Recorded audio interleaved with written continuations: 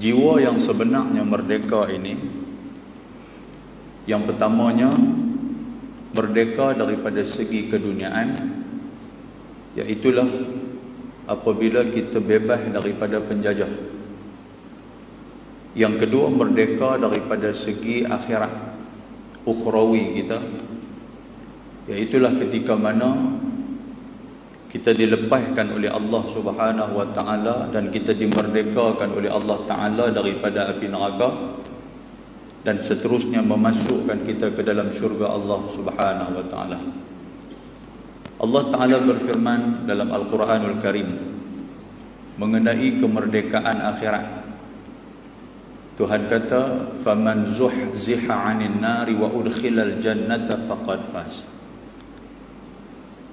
Siapa-siapa yang Allah Ta'ala memerdekakan dia daripada api neraka, dan Allah Ta'ala memberikan kepada dia nikmat dimasukkan ke dalam syurga, maka itulah orang-orang yang berjaya, yakni orang-orang yang merdeka.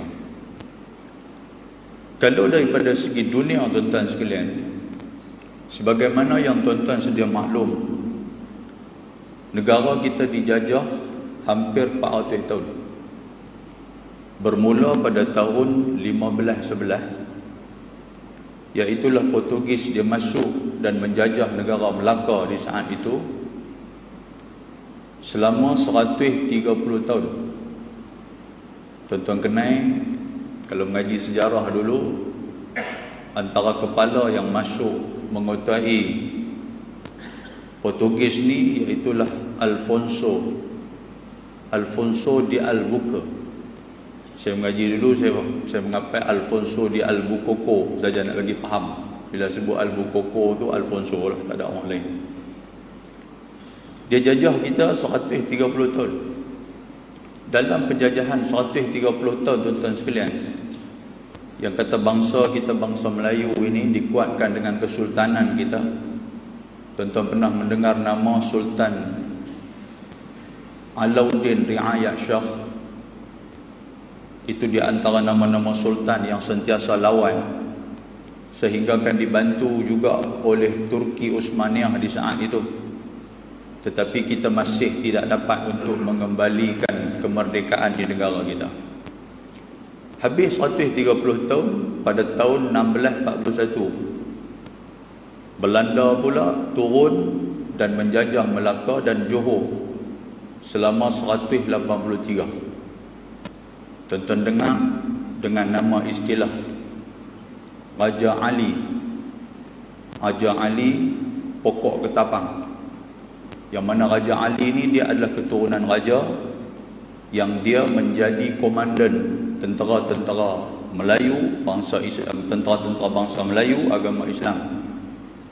Dan ketika mana Raja Ali itu meninggal, di tangan kanan dia memegang badik dan di tangan kirinya memegang kitab Dalailul Khairat. Dalailul Khairat ni kitab yang hampir 300 tahun usia dia. Jadi kalau tuan-tuan berasa nak tengok kitab tu, boleh main ke Masjid Abdul Fahim, di galeri kita ada. Kitab itu adalah Dalailul Khairat, maknanya kitab dalil-dalil kepada kebaikan yang membicarakan ataupun dalam isi kandungan dia adalah banyak selawat-selawat nabawiyah tentang Nabi SAW. Kekuatan tu, tuan-tuan sekalian, rupanya dicedok dan diambil oleh orang-orang Indonesia. Sebab tu orang Indonesia ketika mana Maulidur Rasul, pondok-pondok ataupun pesantren-pesantren di sana, mereka akan baca Dalailul Khairat ataupun selawat itu sampai 3 hari 3 malam. Macam-macam ada dalam selawat tu, hak tuan-tuan selalu duduk baca. Selawat syifa, selawat munjiat, selawat kamilah, selawat nariyah, selawat, macam-macam selawat ada dalam tu. Jadi kekuatan Raja Ali di saat itu, satu tangan pegang badik, satu tangan pegang Dalailul Khairat. Dia pegang tu sambil duduk tunggu musuh, duduk baca ni, Allahumma salli ala Muhammad, Allahumma salli. Itu kekuatan, tuan-tuan sekalian. Main daripada mana? Allah Ta'ala bagi. Sebab dia tahu penjajah ni main bukan hanya nak jajah kita, tetapi mempunyai niat-niat yang tertentu. Antara niat yang tertentu ni apa, tuan-tuan sekalian? Iaitulah mereka menggunakan kaedah 3G. Satu, mereka main di atas niat untuk nak mencari gol, emas. Sebab negara Malaysia ini, bumi tanah air yang tercinta ni tuan-tuan sekalian, hasil bumi dia ni cukup banyak. Sehingga kan orang Arab kata apa? Kalau tanam tongkat naik kayu. Tapi kalau negara Arab, kalau tanam tongkat naik pokok. Negara Arab tanam pokok naik tongkat.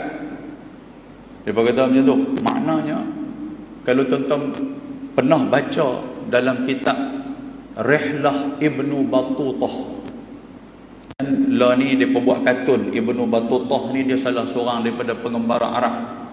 Ada kitab dia terbaik. Dalam kitab tu, kitab yang menceritakan tentang rihlah dia, perjalanan dia. Dia rajin keluar merata dia pergi. Dan salah satu dia main ke Malaysia ni. Sama ada Malaysia ataupun Johor macam tu, penghujung macam tu. Dia menyatakan, aku telah sampai ke satu negara yang negara itu khadrawat, negara itu banyak tumbuh-tumbuhan. Maknanya negara hasil bumi dia cukup hebat. Dalam kitab dia jati. Dia pergi negara lain, dia habaklah negara tu tanah kering kontang. Dia pergi Afrika ke, dia cerita dalam tu. Tapi dalam Rihlah Ibnu Battutah dia ada menyebut macam tu. Maknanya apa tuan-tuan sekalian? Negara kita ni hasil bumi cukup hebat. Sebab itulah di antara niat utama penjajah mai ke negara kita, yang pertama adalah untuk nak mengaun hasil bumi yang ada di sini. Kalau tuan-tuan perhati sekalipun, contoh dia, meja ni, kita ambil meja ni lah. Meja ni nasib baik duduk dalam masjid. Kalau tuan-tuan letak di tempat parking tu, tunggu dalam sebulan, 2 bulan ya, naik pokok meja ni. Tanpa tuan-tuan bubuh baja pun. Nak apa? Yang itulah yang dikatakan subuknya tanah kita ni. G yang kedua adalah glory, kekuasaan. Mereka main, mereka nak takluk, mereka nak menghilangkan kesultanan yang ada dalam negara Malaysia, dan mereka nak gantikan dengan sistem pemerintahan yang mereka buat. Kan? Yang ketiga, G yang ketiga, iaitulah gospel. Gospel ni maksud dia kitab suci, iaitulah akidah. Depa mai di sini, depa nak tukar akidah yang dikatakan akidah orang-orang Islam tu ada di Malaysia ni. Kita kuat dengan apa? Kita kuat dengan Islam. Sebab kita pegang kata-kata Sayyidina Umar Al-Khattab, nahnu qaumun a'azzanallahu bil Islam. Kita ni tuan-tuan adalah satu kaum yang Tuhan bagi kuat kita ni dengan Islam. Kita tak boleh bersatu dengan bangsa. Kita tak boleh bersatu dengan keturunan. Kita tak boleh bersatu dengan warna kulit. Tetapi kita boleh bersatu dengan apa tuan-tuan sekalian? Kita boleh bersatu dengan agama. Sebab apa? Kalau Tok Imam kita orang Melayu, yang menjadi makmum tu orang Cina pun boleh jadi kalau dia orang Islam. Maknanya dia boleh duduk dalam kesatuan. Tapi kalau tuan-tuan tengok perayaan hak Melayu je tuan-tuan sekalian, contoh dia hak Melayu ya. Orang Cina tak main join. Tahun baru Cina pun tuan-tuan seronok ke? Adakah tuan-tuan bila main tahun baru Cina, tuan-tuan kelang kabut pergi cari buluh nak buat kuih bulan? Orang kata, haji siapa kelang kabut ni? Dia kata raya kita. Raya kita apa? Haji orang Padang Mehah ya, bukan orang Cina. Tuan-tuan, main perayaan hak India ni, Depa Bali, saya pun lupa lah. Depa Bali tuan-tuan sekalian. Adakah tuan-tuan pi Maidin ke, tuan-tuan pi Tesco ke, pi cari pont ke apa ke? Orang tanya nak buat apa haji? Dia kata ni raya kita ni nak buat beras susu kan. Ada ke lagu tu? Tak ada. Kita raya pun tuan-tuan sekalian, ada ke orang Cina dia duk pergi buat ketupat bagi kat kita? Tobat lahum tak buat tuan-tuan sekalian. Maknanya yang kata daripada sudut yang lain tak boleh untuk nak menyatukan kita, tetapi yang boleh menyatukan kita adalah Islam. Dan benda ni yang disebut oleh Sayyidina Umar Al-Khattab radhiyallahu taala anhu. Jadi depa mai penjajah mai antara tujuan dia 3 ni. Yang kata gospel ni dia nak merosakkan akidah kita. 2 benda yang dia nak halang kita. Yang pertama, daripada sudut akidah supaya kita tidak berpegang dengan Islam, dan yang kedua daripada sudut ibadah. Macam mana cara kita ni kalau nak melonggarkan kekuatan kita daripada akidah kita berpegang pada Islam, dengan cara dia mengganggu gugat ibadah kita. Habis